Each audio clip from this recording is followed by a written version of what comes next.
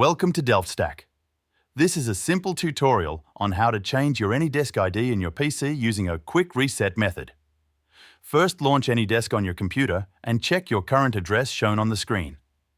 To proceed, you need to exit AnyDesk because there is no direct option to change the ID. Manually open the Run dialog by searching Run.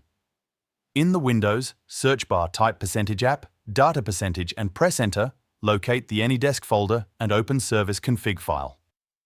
Right-click it and choose Show More Options. Then delete it. After deleting the file, close all windows and restart AnyDesk.